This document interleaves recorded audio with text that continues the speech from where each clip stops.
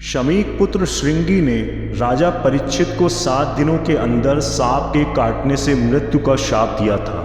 परीक्षित जीवन के अंतिम क्षणों में शुकदेव से भागवत सुन रहे थे। परीक्षित ने पूछा, महर्षि, संसार में जीवों में इतनी भिन्नता क्यों है? कोई राजा तो कोई दास क्यों होता है?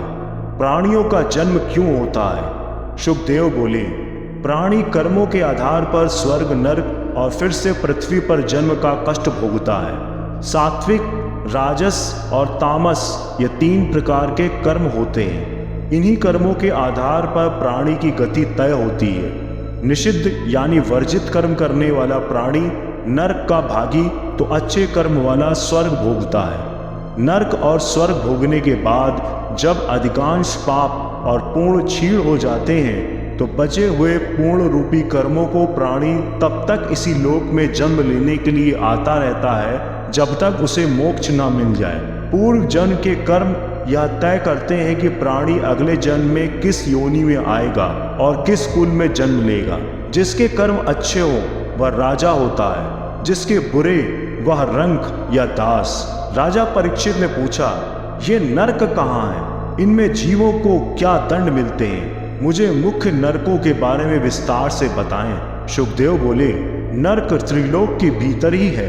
यह दक्षिण की ओर पृथ्वी से नीचे और जल के ऊपर स्थित है। मुख्य नरकों की संख्या 21 बताई गई है। शुकदेव ने कहा, अब मैं तुम्हें नरक और उनमें होने वाली दुर्गति का वर्णन करता हूँ। जो पुरुष पराई स्त्री, पराय धन और संतान का हरण करता है उसे यमदूत तामिश्र नामक नरक में धकेल देते हैं। तामिश्र में यमदूत प्राणी को अन्न जल नहीं देते और डंडों से पिटाई करते हैं। प्राणी एकाएक मूर्छित हो जाता है। जो पुरुष किसी दूसरे को धोखा देकर उसकी स्त्री को भोगता है वह अंधक मिश्र नरक में पड़ता है। वहाँ प्राणी जड़ से कटे हुए वृक्ष के समान होता है और पीड़ा के मारे होश खो देता है, इसीलिए इसका यह नाम पड़ा। जो क्रूर मनुष्य अपना पेट पालने के लिए जीवित पशु या पक्षियों को रांधता है उसे यमदूत कुंभीक पाक नरक में ले जाकर खौलते हुए तेल में रांधते हैं। जो मनुष्य इस लोक में माता पिता,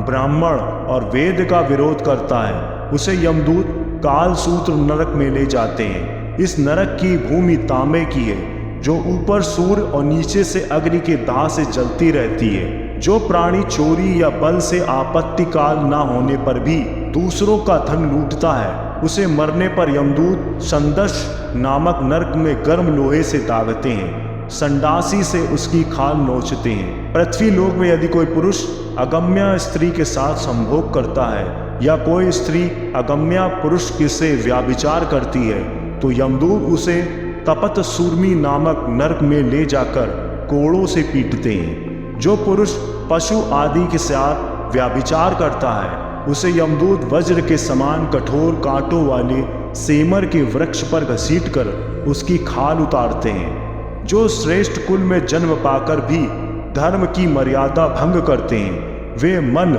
मूत्र, पीप, रक्त आदि गंदी चीजों से भरी वैतरणी में धकेल दिए जाते हैं। वहाँ उन्हें जल के जीव नोच नोच कर खाते हैं। जो पाखंडी यज्ञों में पशुओं का वध करते हैं उन्हें परलोक में वैशस्य नद नरक में डालकर वहाँ के अधिकारी बहुत पीड़ा देकर काटते हैं। जो किसी की जलाकर या विष देकर हत्या करते हैं, किसी मजबूर की संपत्ति छल बल से हड़पते हैं, मरने के बाद उन्हें सार में आदन नरक में नुकीले दांतों वाले 720 यमदूत बड़े वेग से काटने लगते हैं। जो मनुष्य पृथ्वी लोक में झूठी गवाही दे, व्यापार अथवा दान के समय झूठ बोलते हैं वह मरने पर अविचिमान नरक में 100 योजन ऊंचे पर्वत शिखर से नीचे को सिर करके गिराया जाता है। उस नरक के पत्थर की भूमि जल के समान जान पड़ती है, इसीलिए इसका नाम अविचमान है।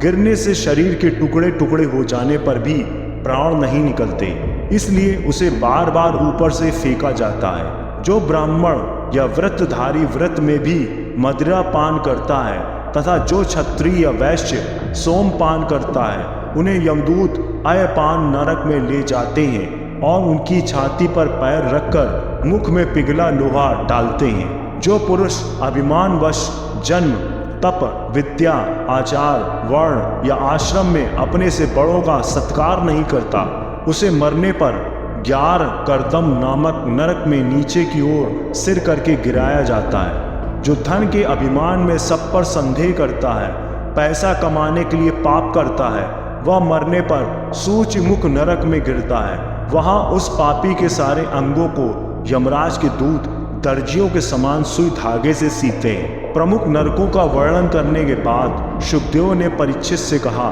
राजन, यमलोक में इसी प्रकार के सैकड़ों नरक हैं। उन नरकों में सभी अधर्मी अपने कर्मों के अनुसार बारी बारी जाते हैं। इसी प्रकार अपने जीवन में किए गए पुण्यों के कारण वे विभिन्न स्वर्गों में भी स्थान पाते हैं। जो कोई पाप नहीं करते और प्रभु भक्ति में लीन रहते हैं, वे जन्म मृत्यु के झंझट से मुक्त होकर मोक्ष पा लेते हैं। व्रत लेकर भागवत कथा सुनने या सुनाने से कई नरक के पापों से छुटकारा मिलता है। धन्यवाद।